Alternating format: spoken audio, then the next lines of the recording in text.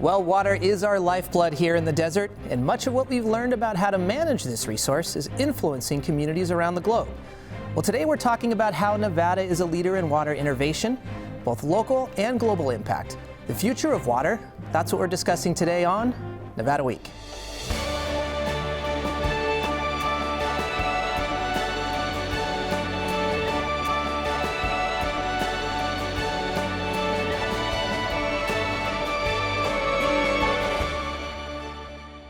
Support for Nevada Week is provided by Senator William H. Hernstat, Cashman Equipment, and additional supporting sponsors. For many Southern Nevadans, our desert home is synonymous with limited water. Even though Lake Mead is in our backyard, we are allocated just 2% of the Colorado River resources. With limited water and a growing population, the valley has become a hub for water innovation. Thanks to collaboration between researchers, policymakers, educators, and even marketers, Nevada has become a leader in conservation. To discuss our advances, plus the influence Southern Nevada's model is having on the global water conservation effort, we are joined by Pat Mulroy, Senior Fellow for Climate Adaptation and Environmental Policy at Boyd School of Law; David Johnson, Deputy General Manager of Engineering and Operations at the Southern Nevada Water Authority; Nate Allen, Executive Director of the Desert Research Institute's Water Start program; and Terrance Fulp, Regional Director of the Bureau of Reclamation. Thank you so much for being here, all of you. We really appreciate it. Thanks for having us. Pat, I want to start with you. The unique history that we have here in Southern Nevada and Las Vegas specifically, how has that set us up to be a leader in water innovation? We were in the eye of the storm. For us, it became an absolute necessity to survive as a community. We had to make huge shifts in our attitude toward conservation. We had to embrace technology. We had to venture into a lot of arenas that other areas in more water flush communities didn't have to go into as quickly. But eventually, everybody's going to land there. And before we get to everybody landing there, Terry, let's talk a little bit about, just from the Bureau of Reclamation side of this thing, when we're looking at the Southwest collectively, holistically here, what we've dealt with here in Southern Nevada, have other states had similar water crises over the last 25, 30 years, let's say? Well, I think they have. I would say that Southern Nevada has responded in the best way, I think, possible from our perspective, and that is a commitment really to go full bore into conservation, and I think it's proven that success. Some municipalities, particularly in the Southwest, have been slower to come to that realization, but I think everyone is on board and knowing that we have to conserve. Now, David, I mean, the complexity of the law of the river, the planning that is required to manage both supply and demand, the political leadership, the collaboration that we need. This is a regional issue, but a lot of these things, when we look back at our history, were we really pioneering a lot of the policy and the political will that led to some of our conservation efforts? I really think we were. When you look back at the situation that we found ourselves in back in the 70s and the 80s, to take a shift from a conservation standpoint and really work to adjust the behaviors of our community. That was controversial at the time, trying to get what were many people who had come from and relocated from maybe the Midwest and brought their turf with them, as it were, to begin what turns out to be our hallmark program, which is the Water Smart Landscapes program. That was controversial, really took leadership, but today, if you look back and you talk to people in our community who have, by the way, have done a fantastic job in responding to that program and that need, many people wouldn't know what it was like to live in our community without having Water Smart Landscapes and that situation in place, and of course leading to that overall conservation ethic. So I think it really was progressive. I think it did take political will, leadership, but has demonstrated just phenomenal success in our community. Yep. When we get outside of the Southwest, and Nate, let's talk about more of the national issues and the global issues here. What are we dealing with? What are some of the key problems that we are trying to address? Well, I think one of the key things that we figured out here in Las Vegas that translates everywhere is that, you know, the typical model of how communities fund their water infrastructure is you pay for how much you use.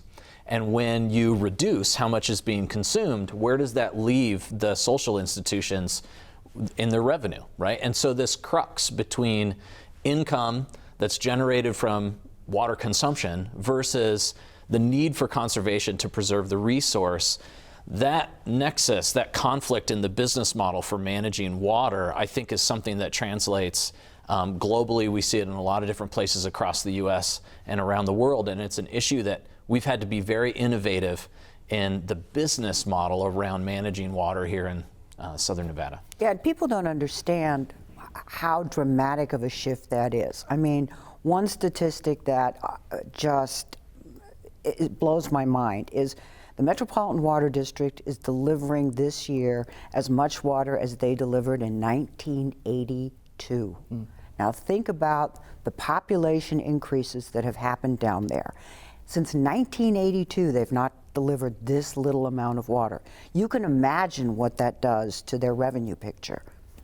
And when we're talking about maybe some global issues that are similar, we're talking about globally, and you've spoken to this too, huge population growth, huge need for food generation, water related to that. Water for power too is supposed to increase by 80%, I read. And technology. Production of technology requires a tremendous amount of water. Absolutely. So how applicable is what we've been able to do here in Southern Nevada to a developing country, let's say?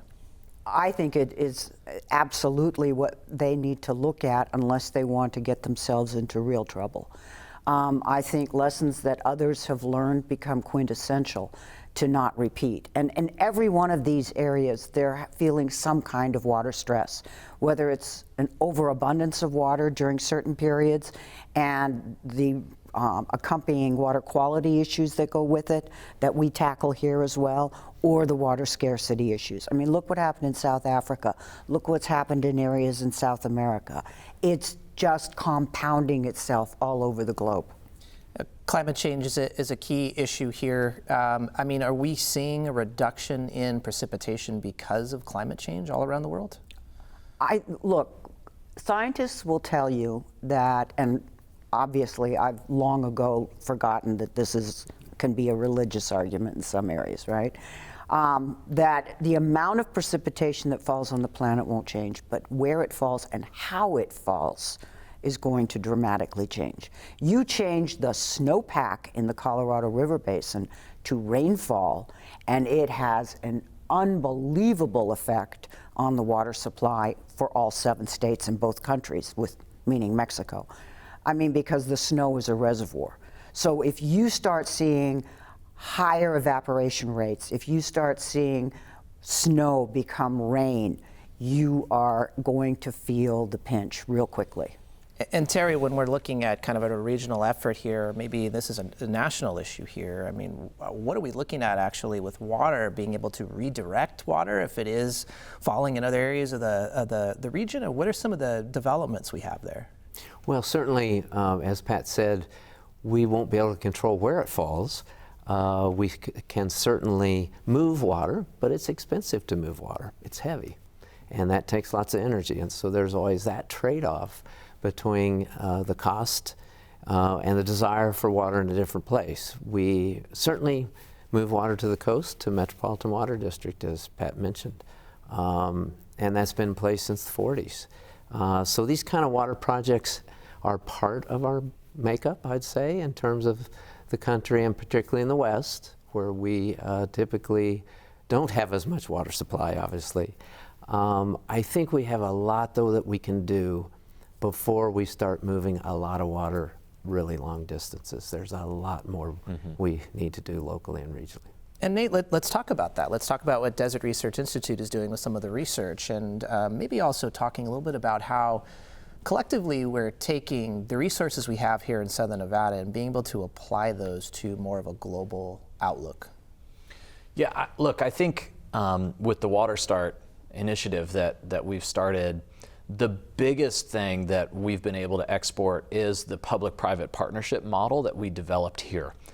We were started 5 years ago through a partnership with Southern Nevada Water Authority, with the Governor's Office of Economic Development, that really recognized that we need to be able to accelerate the rate of adoption of new technologies. There's a lot of research that has been done for a long time and come up with really good solutions. And where it gets stuck often is that last step of how do we actually get this implemented? And so the model that we've come up with, where we bring resources from outside the water industry in through either economic development support because of the value that water has to our economy, or through private foundation support and grant support, where we can de-risk the adoption of new technologies by partners like Southern Nevada Water Authority. We now work with all the largest water utilities in the state of Nevada, most of the largest consumers in the state of Nevada, and that model we've actually taken to Australia in the last 2 years. We now have a growing membership in Australia, where we're deploying new technologies with water agencies there that in some respects face similar challenges than we do here, some that are very unique to us. But the model of how we co-fund and deploy new technologies is really where we think the biggest innovation is that we've developed through our program. Interesting. And the importance of that is, what people don't understand is that adaptation is so much more expensive than mitigation. All the conversations around climate change have focused on the energy issue and changing from oil and coal to more sustainable, renewable resources. When you look at what adaptation is going to cost, it will pale what mitigation is costing communities. And so the kind of partnerships that Nate has been developing, both globally and regionally, become all important, because no one agency can pay for the bulk and the enormity of the costs that are facing them. So David, let's talk about that. Let's talk about the Southern Nevada Water Authority's place in this, right? We're talking about something a lot more holistic here if we're talking about kind of a global impact. But what is your role then? What is the authority's role? Well, I think the Water Authority has a big role in certainly the local and the regional effort, but also an international focus as well. Living in and providing water for the residents of Southern Nevada in the driest state in the Union that only gets 4 inches of rain per year and is in the middle of a 20-year drought has definitely qualified us to be an expert in water scarcity and in those mitigation issues. So, for instance, some of the projects that we've been working with WaterStart on are trying to extend our resource. Every utility has underground pipeline. In our locale, we have over 7,000 miles of underground pipeline. So water leakage is essentially water consumed. And so that's a big issue for a lot of utilities, and certainly for us. We're very fortunate in the fact that we have worked very diligently to keep that number low, but used quite a few new technologies to ensure that we're doing so. So I'm happy to be able to say that we're well below 5% with respect to our, we call it unaccounted for water or water leakage in our system. And that really sets a standard for not only the U.S., but literally the world. And the technologies that we've been able to leverage in doing that are technologies from the United Kingdom, from Australia and various locations, not just nationally but globally. And so what we're really trying to do in that, in projects like that and in initiatives like that is not to let what happens in Vegas stay in Vegas, but to actually be able to share that with others, because the beauty of being in the water industry is it's not competitive. Mm-hmm. And we actually count it as a privilege to be able to share information and good ideas with others. Mm-hmm. Terry, what happens in Vegas stays in Vegas. We're trying to get away from that. Let's look at the other side, the vice versa side here. What are we seeing research-wise, maybe at the global level, that we are then able to employ here locally? You bet. Well, I think a lot of it, our direction and focus has been about climate change and trying to understand it. And honestly, trying to use it as we try to plan our policy decision making moving forward. I would commend Southern Nevada Water Authority, who's been a partner with us as well as other agencies in funding that research and development. I think it's critical for us to understand as much as possible what the future may look like. Will we ever know it exactly? Of course not.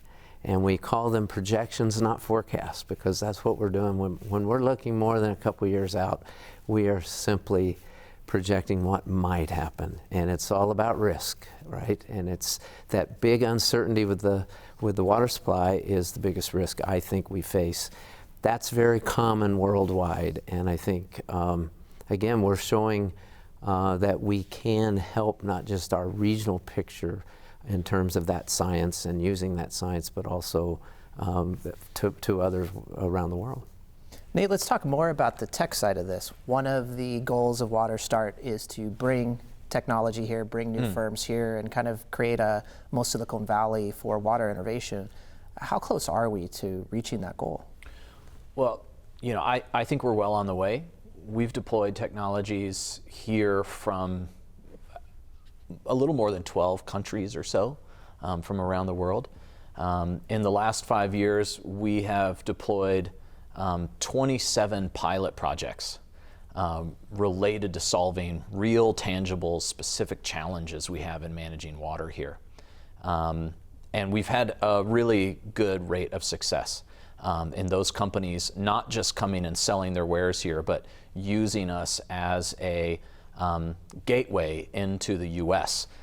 That's a really significant market and has a lot of demand for new water technologies, but it's very complicated for them to enter into the US and do business. And so we've had a good rate of success. You know, and I think it comes down to the culture that's here in Southern Nevada naming what we need, right? You know, Southern Nevada has been very forward thinking and saying, hey, these are the specific challenges that we have to figure out how to address. And that really allows us to direct R&D, to direct recruitment of tech companies to come in. Of those pilots that we've done in the last few years, we've spent just a little over $2 million directly on those pilots. They've solved about $30 million worth of challenges in how we manage our water here in the state. So we're really proud of that result. And it really comes down to us explaining what the needs are very clearly in a way that people can respond to that. You know, Silicon Valley of whatever is really, you know, a phrase that's thrown around all over the world, right? We want to be the Silicon Valley of whatever. I think the thing that people forget in talking about that is that Silicon Valley didn't just appear because they were like, hey, let's put chip manufacturers here. They were there because there was demand for chips by the aerospace and military industry that was in that region of California, right? And that demand is what drove that kind of economy to be created there. And we're doing the same thing here in Nevada by saying, as the driest state in the US, we need this technology, we're willing to invest in it, and that's attracting companies here. And Pat, another thing that Silicon Valley has are very strong universities, has fed in a lot of the intellectual capital that has produced that. At a policy level, how are we trying to make sure that our university system here within the state can support the research and the technical side that we need to grow our water innovation? Well, I think the partnership that started a long time ago between the Desert Research Institute and WaterStart and the Southern Nevada Water Authority speaks to that. I mean, we use a lot of the intellectual capital from the Desert Research Institute to help guide the deployment and the testing of all this technology. And I think there's also the application side when you look over on the UNLV side of the equation. So I think the UNLV and the university campus is actively engaged in this. David, let's go back to the tech. What is some of the tech that is coming out right now that the Southern Nevada Water District and Water Authority is using that is really showing really good results on something like maybe conservation? Absolutely. So back to my example associated with reduction in leakage. We have a technology from the UK that is called Syrinex, and the company produces a device that actually allows us to be able to monitor and record very, very short duration, very high pressure spikes in our system. As our system continues to grow, operations that may occur in one location have impacts, unintended consequences and impacts in other portions of our system. And so by being able to do that, measure those high intensity spikes that could occur maybe 100 times a day, but without having that technology, we would never know it. It prevents a premature burst and extends the life of that particular pipeline and the potential for that leakage. That's one example of a technology. We're currently also, so that's an example of an implemented technology. We are currently searching for technologies associated with cooling tower evaporative loss minimization. So one of the things that happens in a desert community like Las Vegas to cool buildings and infrastructure is the use of cooling towers. Quite a bit of consumptive evaporative loss that comes as a part of that equation. And so we are currently out right now actively working with WaterStart to see if we can find technologies to be able to reduce the amount of evaporation associated with that cooling. So that's an example of the WaterStart model where we have a problem. We want to reduce or eliminate that evaporative loss if we possibly can. So we go and work with WaterStart to see if we can find a innovation out there that specifically addresses that challenge. So that's one we're working very hard on right now. Terry, we got just a few minutes left, and I want to talk specifically about policy here. Our region has been very good on the policy side. We've been very good, especially speaking about a holistic way of kind of gathering entities together. We saw that with the formation of the Water Authority. We've seen that with the Drought Contingency Plan recently. How is policy then also being exported maybe to a foreign country? I mean, is that being done, and how is that being done? Well, it is absolutely being done on the Colorado River, and probably most everyone's aware that Mexico gets a share of this river. We deliver it out of Lake Mead, just as we deliver to everyone else out of Lake Mead. Under a treaty in 1944, that's what set that all up. We really operated, I would say, as two separate companies with this one shared resource, but not very well connected, in my opinion. Over the last 15 years, we've worked really hard with our counterparts in Mexico and have implementing agreements under the treaty called minutes. And the last one is a very proactive minute. They also have a drought contingency plan in that minute.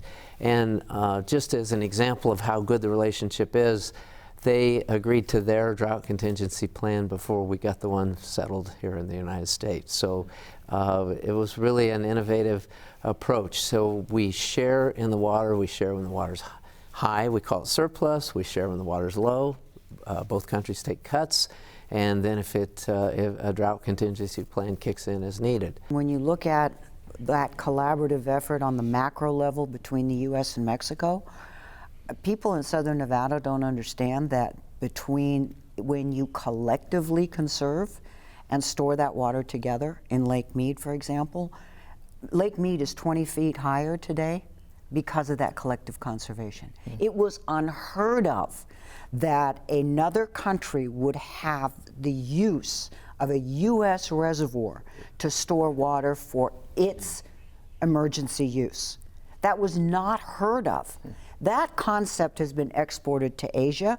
There have been conferences in Korea. There have been conferences all over the world. That kind of international collaboration on the macro level and interstate collaboration is the only pathway for a reasonable future for desert regions like the one we live in. And what got us there then? I mean, you know, when you're looking at the first stages of putting... failure's not an option. Yeah. So when failure's not an option... Yeah, that's right. Then you have to all of a sudden let go of some of all your old preconceived notions. And everyone that you saw as a competitor or as a foe in the past, all of a sudden becomes a collaborator. Well, we're out of time. Thank you so much. We really appreciate you all being here. Thank you. Thank you. Now, to learn more about the resources that we have discussed on the show, please visit our website at vegaspbs.org/Nevada-Week. You can also find us on social media at Nevada Week. We hope you at home enjoyed this discussion about the future of water. Immediately following the taping of this episode, community members made their way to the Vegas PBS studios for a town hall with our panelists. During the town hall, we took a further dive into water technologies. Technologies that we would normally think of as a conservation technology is not always intuitive. You wouldn't normally think of a solar panel as a conservation technology, but it is. If that solar panel is reducing the cost of the electricity to run the air conditioner so you need less water for evaporative cooling, it's a conservation technology. Plus, we discussed the role locals have played in turning Southern Nevada into the sustainable community it is today.